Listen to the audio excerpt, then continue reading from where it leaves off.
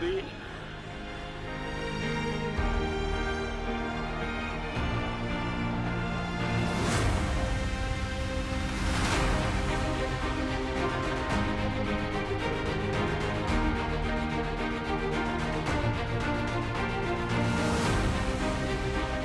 ये कहानी उस शख्सियत की है जो दुनिया के सबसे शक्तिशाली नेताओं में से एक है। ये कहानी उस राजनेता की है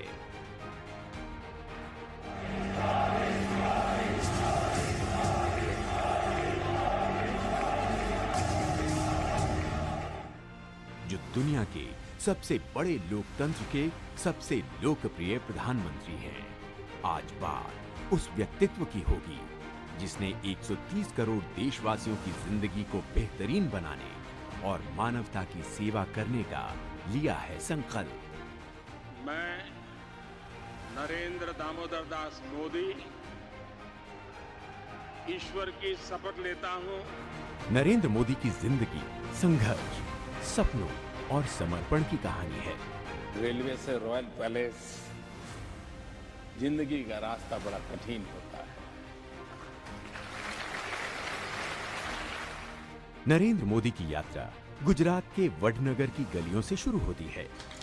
17 सितंबर 1950 को जन्मे नरेंद्र मोदी दामोदर दास मोदी और हीराबा की तीसरी संतान थे।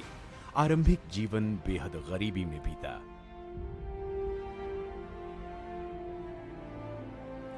माता जी है, 90 साल से भी ज्यादा उम्र है। जब हम छोटे थे तो हमारा गुजारा करने के लिए वे अड़ोस पड़ोस के घरों में बर्तन साफ करना, पानी भरना,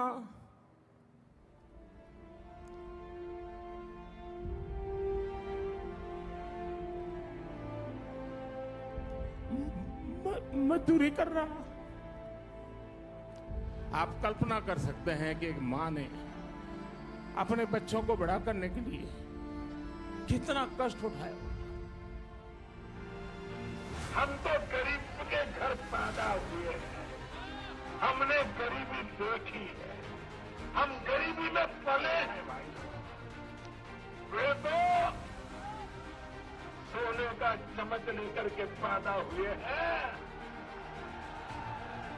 हम चाय बेचते बेचते आपके पास आए। नरेंद्र मोदी स्कूल के बाद स्थानीय रेलवे स्टेशन पर बनी पिता की चाय की दुकान में हाथ बटाते थे। लोकतंत्र में अगर जनता जनार्दन जो ईश्वर का रूप है, वो फैसला कर ले, फिर एक चाय बेचने वाला भी उनका प्रतिनिधि बनकर के रॉयल पैलेस में हाथ मिला सकता है। वे लीग से हटकर चलना चाहते थे और समाज में एक परिवर्तन देखना चाहते थे। समाज और व्यवस्था के हाशिए पर पड़े लोगों के दुख दर्द को खत्म करना चाहते थे।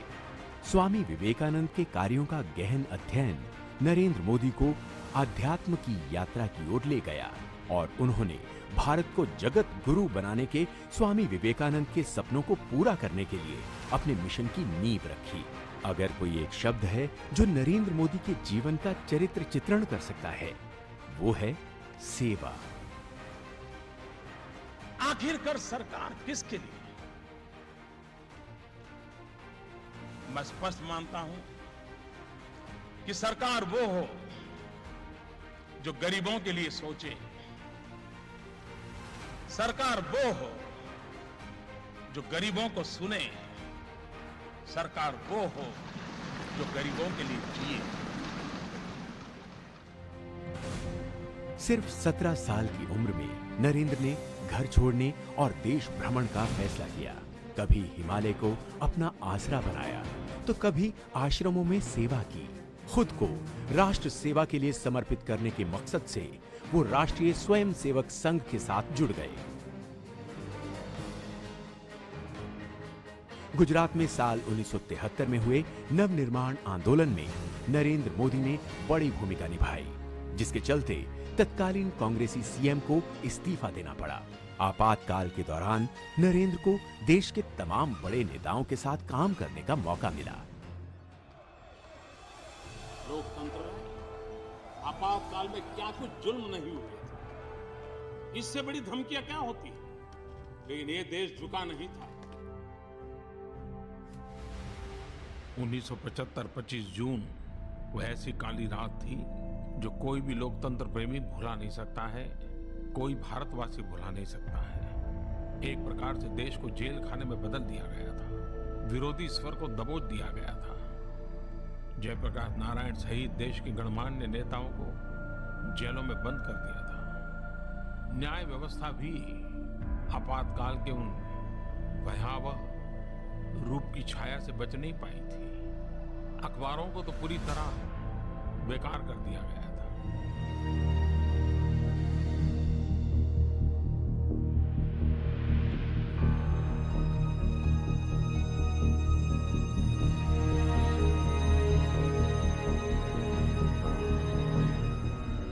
Eternal vigilance is the price of liberty. लोकतंत्र के प्रति नित्य जागरूकता जरूरी होती है और इसलिए लोकतंत्र को आघात करने वाली बातों को भी स्मरण करना होता है और लोकतंत्र की अच्छी बातों की दिशा में आगे बढ़ना होता है। साल 1987 में उनको भारतीय जनता पार्टी के साथ काम करने का आदेश मिला। हालांकि ये उनकी यात्रा का सिर्फ एक छोटा सा मोड़ ही था। बीजेपी के सबसे बेहतरीन संगठन मैन से शासन कला में भारत के सबसे उम्दा कलाकार के रूप में नरेंद्र मोदी का उद्भव साहस और दृढ़ संकल्प की एक कहानी है। नरेंद्र दामोदर दास मोदी। अक्टूबर 2001 में नरेंद्र मोदी ने गुजरात के मुख्यमंत्री के रूप में शपथ ली। कायदाથી સ્થાપિત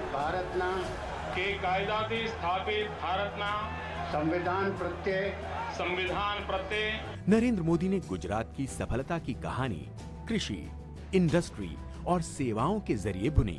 उनके कार्यकाल में गुजरात के कृषि क्षेत्र में 10% की वृद्धि हुई। वाइब्रेंट गुजरात सम्मेलन से राज्य में रिकॉर्ड निवेश हुआ, जिससे रोजगार के नए अवसर बने। उनके नेतृत्व में गुजरात मीडियम और स्मॉल स्केल इंडस्ट्रीज के लिए स्वर्ग बनकर उभरा। भूकंप से तबाह कच्छ में पुनर्निर्माण का उदाहरण तो अंतर्राष्ट्रीय स्तर पर आज भी दिया जाता है। साल 2001 से साल 2014 के बीच नरेंद्र मोदी न सिर्फ पूरे देश में सबसे बेहतरीन प्रशासक और मुख्यमंत्री के तौर पर सराहे गए, बल्कि एक विकास पुरुष के तौर पर स्थापित भी हुए।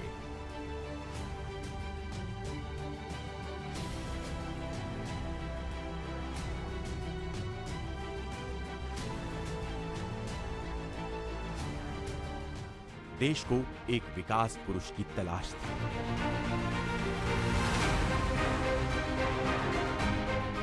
तलाश उस प्रशासक की थी जो भ्रष्टाचार पर प्रहार करे, अलगाववाद और आतंकवाद से मुक्ति दिलाए।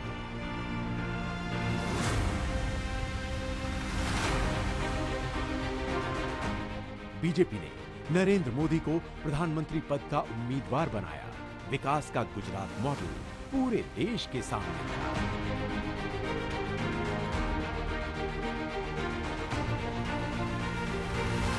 इस बार के चुनाव में एनडीए 300 से ज्यादा सीट पाएगी और स्पष्ट बहुमत के साथ भारतीय जनता पार्टी के नेतृत्व में एनडीए की सरकार होगी और श्री नरेंद्र मोदी देश के अगले प्रधानमंत्री।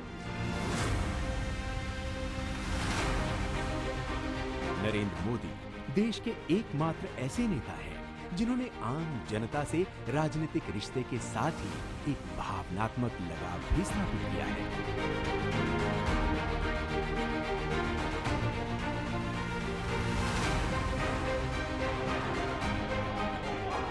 साल 2014 के चुनावी नतीजे इस बात की तस्दीक करते हैं। नतीजों ने न सिर्फ नरेंद्र मोदी को देश के सबसे लोकप्रिय नेता के तौर पर स्थापित किया, बल्कि इसके चलते 3 दशकों बाद केंद्र में पहली बार किसी अकेली पार्टी को पूर्ण बहुमत मिला, और वो भी गैर कांग्रेसी।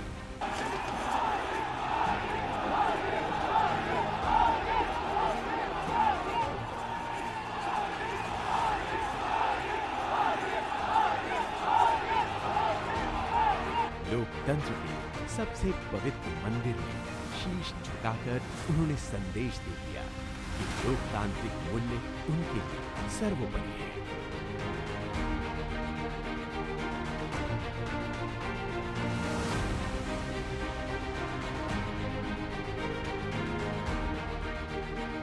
मेरा मूलतः सिद्धांत जो रहा है वो ये है कि हम समाज में जो भी शक्ति है उसको और अधिक अवसर कैसे दें। हम एक ऐसा इकोसिस्टम तैयार करें ताकि उसको कुछ साहस करने का मन कर जाए, कहीं रुकावट आ जाए तो उसको हाथ पकड़ के निकालने वाला कोई मिल जाए। मैं जब चुनाव लड़ रहा था तो मैंने देशवासियों को कहा था कि मेरे पास अनुभव नहीं है, मुझसे गलतियां हो सकती हैं, बद इरादे से गलत कभी नहीं करूंगा।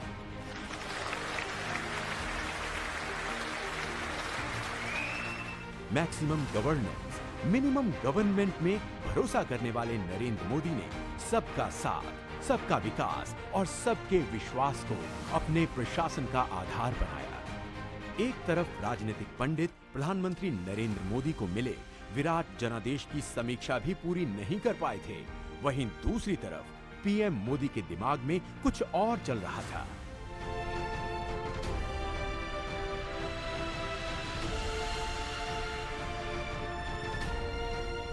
न्यू इंडिया के विजन को आगे बढ़ाने की बात हो या फिर 70 साल से लटके हुए मुद्दों को सुलझाने का साहस, नरेंद्र ने दिखा दिया कि मोदी है तो मुमकिन है।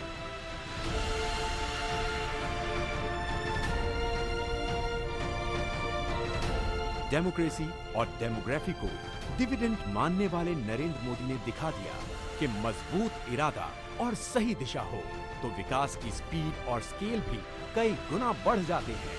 समस्याओं को टुकड़ों में सुलझाने की बजाय उसे जड़ से हटाने में वो यकीन रखते हैं। तो उनका मानना था कि इसके लिए बुनियादी मुद्दों को सुलझाना सबसे ज्यादा जरूरी है। और सबसे बड़ी बात ये कि जन भागीदारी को उन्होंने अपनी नीतियों, रणनीतियों का आधार बनाया। विकास को सरकारी सोच और व्यवस्था से बाहर निकालकर एक जन आंदोलन बना दिया।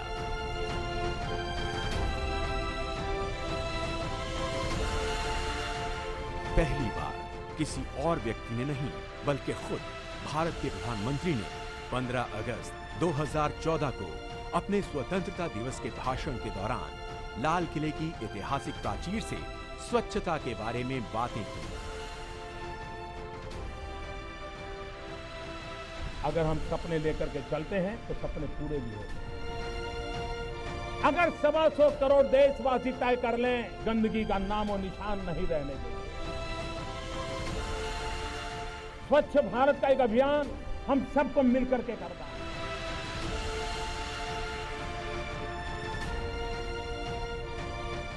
उसी साल 2 अक्टूबर को प्रधानमंत्री ने खुद झाड़ू लगाकर एक स्वच्छ भारत बनाने के अभियान का नेतृत्व किया। देखते ही देखते ये हर भारतवासी का अभियान हो गया।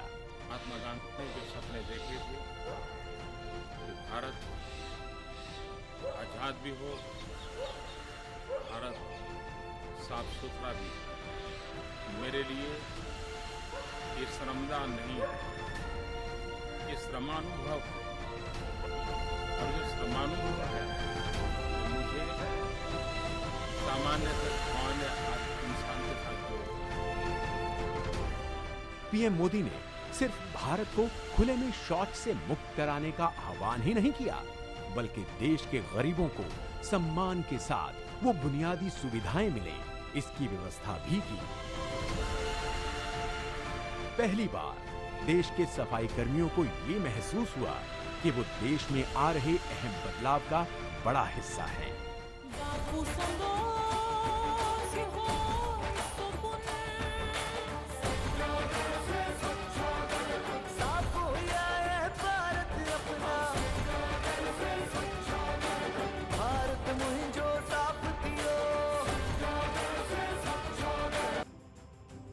बीते 6 वर्षों में मोदी सरकार लगातार एक्शन मोड में नजर आई है। 24 घंटे 7 दिन की कार्य संस्कृति और एक hard task master PM Modi ने दिखा दिया, ईमानदारी से कोशिश की जाए तो मौजूदा व्यवस्थाओं के जरिए ही बड़े लक्ष्य हासिल किए जा सकते हैं। मेरी सरकार का एक ही धर्म है, इंडिया फर्स्ट। मेरी सरकार का एक ही धर्म है, भारत का संविधान। मेरी सरकार की एक ही भक्ति है, भारत भक्ति। मेरी सरकार की एक ही पूजा है, 125 करोड़ देशवासियों का कल्याण। मेरी सरकार की एक ही कार्यशैली है, सबका साथ सबका विकास। और इसलिए हम संविधान को लेकर के, संविधान की सीमा में रह करके देश को आगे बढ़ाना चाहते हैं।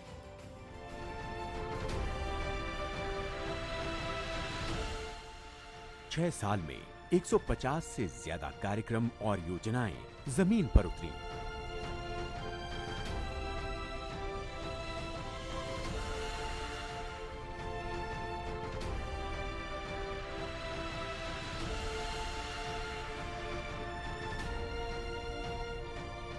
हमारे लिए रिफॉर्म का मतलब है रिफॉर्म नीति आधारित हो, टुकड़ों में नहीं हो, होलिस्टिक हो और एक रिफॉर्म दूसरे रिफॉर्म का आधार बने, नए रिफॉर्म का मार्ग बनाए।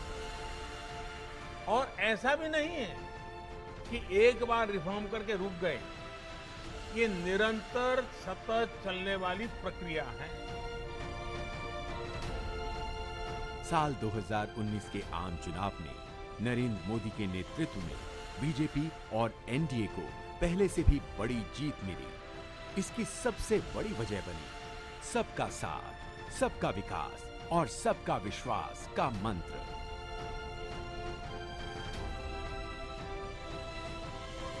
मत बैंक की राजनीति से ऊपर उठकर देश के लिए फैसला करने का जिगर चाहिए था, और वो जिगर हमारे प्रधानमंत्री नरेंद्र मोदी।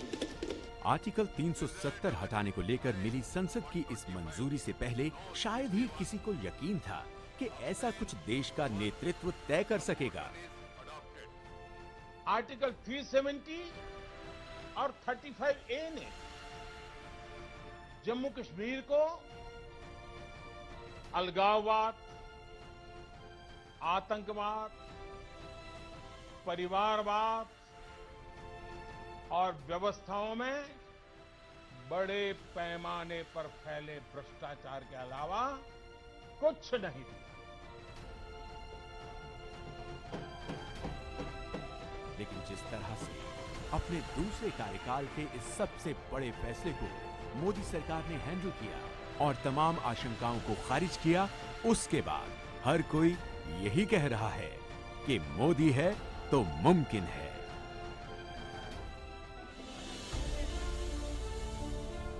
तीन तलाक जैसी कुरीति से मुस्लिम महिलाओं को मुक्ति दिलाने से लेकर मेरी मुसलमान बहन, उसका क्या गुनाह? कोई ऐसे ही टेलीफोन पर 3 तलाक बोल दे और उसकी जिंदगी तबाह हो जाए।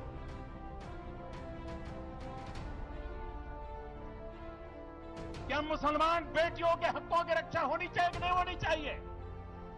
क्या मुसलमान माताओं बहनों को रक्षा मिलनी चाहिए कि नहीं मिलनी चाहिए? क्या मुसलमान बहनों को समानता का अधिकार मिलना चाहिए कि नहीं मिलना चाहिए? जम्मू कश्मीर से 35A खत्म करने जैसे फैसलों से मोदी सरकार के दूसरे कार्यकाल की शुरुआत हुई।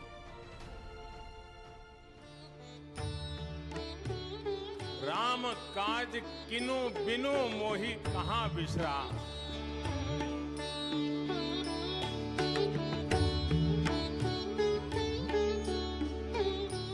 इसी तरह राम जन्मभूमि विवाद का शांतिपूर्ण समाधान सिर्फ एक विवाद का हल नहीं है, बल्कि भारत के बेहतर भविष्य का एक बड़ा कारक भी बन गया है।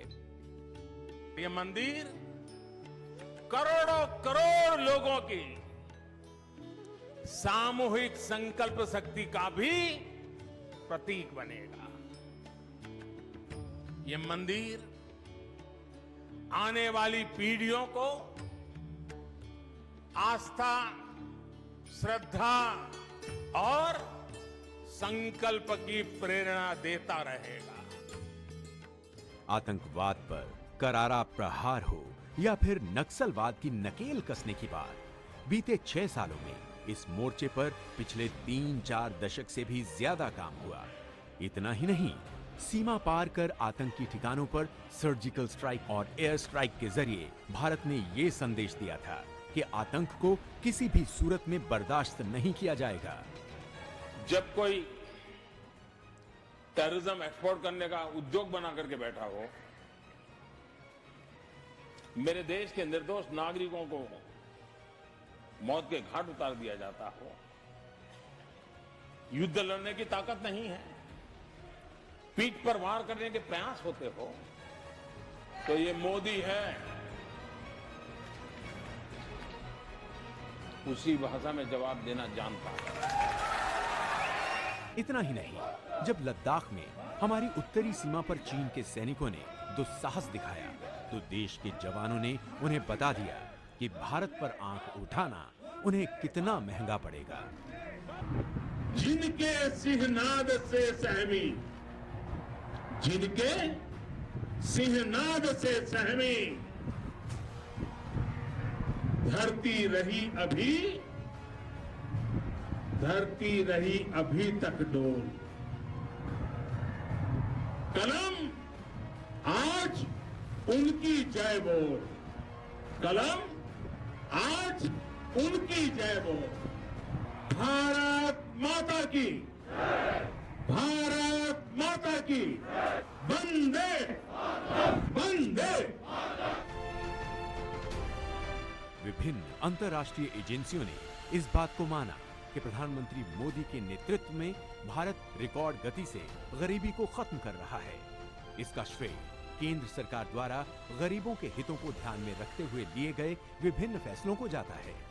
आज भारत दुनिया के सबसे बड़े स्वास्थ्य सेवा कार्यक्रम आयुष्मान भारत का नेतृत्व कर रहा है।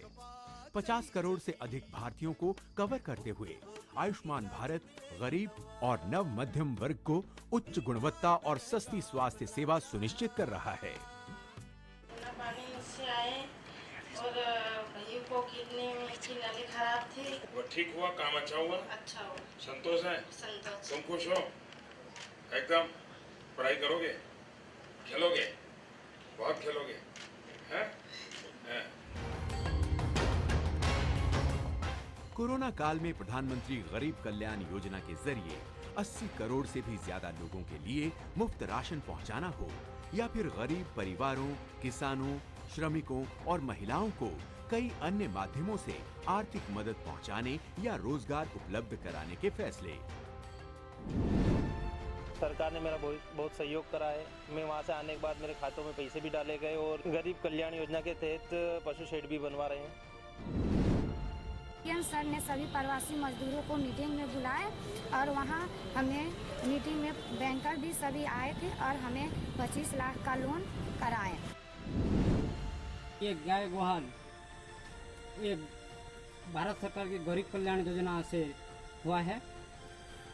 ये योजना मिला मुझे सरकार की तरफ से। मैं महाराष्ट्र में पढ़ाई करता था, वहाँ पे मेरी पानीपुर की गाड़ी है।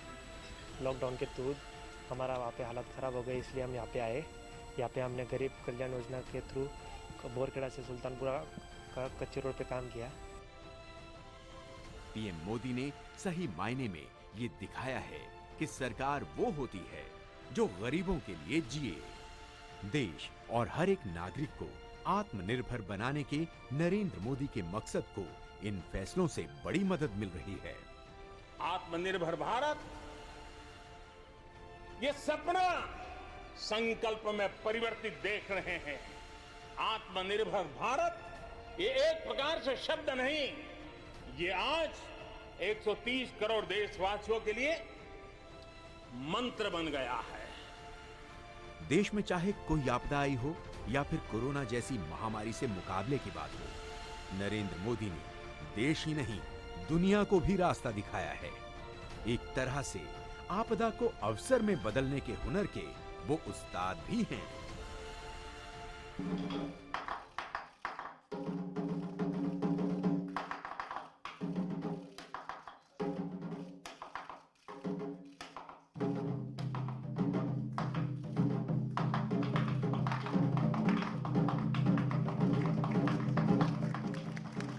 नरेंद्र मोदी की विदेश नीति की पहल ने दुनिया के सबसे बड़े लोकतंत्र की वास्तविक क्षमता और भूमिका को महसूस किया है। अंतर्राष्ट्रीय योग दिवस मनाने के नरेंद्र मोदी के आग्रह को संयुक्त राष्ट्र में जितना जबरदस्त समर्थन मिला, वो बीते कई वर्षों में किसी प्रस्ताव को नहीं मिला था। आज विश्व मंच पर भारत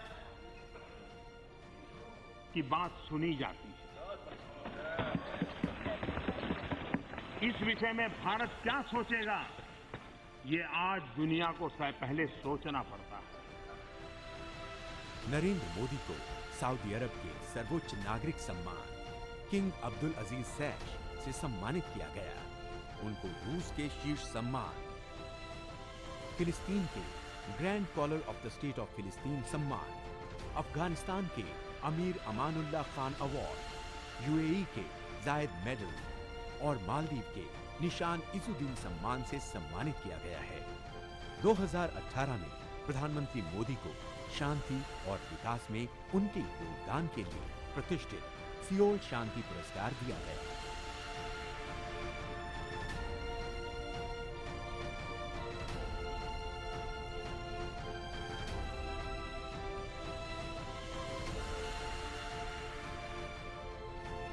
लोगों के बीच रहना, उनके साथ खुशियां साझा करना और उनके दुखों को दूर करना नरेंद्र मोदी का मकसद है।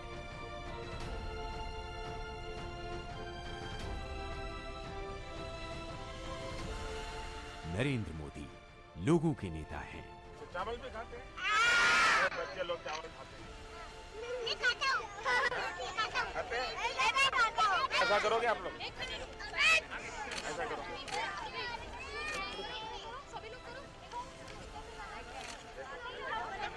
दो हाथ से नहीं, एक ही हाथ करो।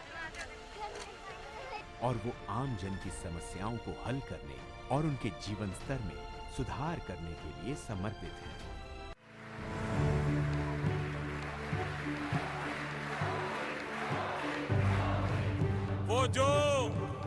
वो जो मुश्किलों का अंबार है, वो जो मुश्किलों का अंबार है, वही तो मेरे हौसलों की मीनार है।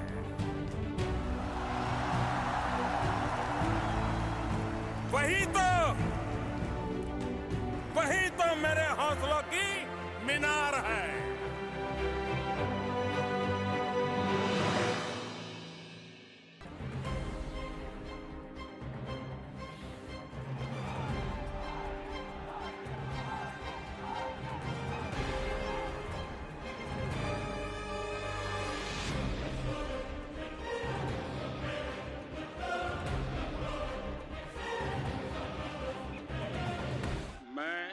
नरेंद्र दामोदर दास मोदी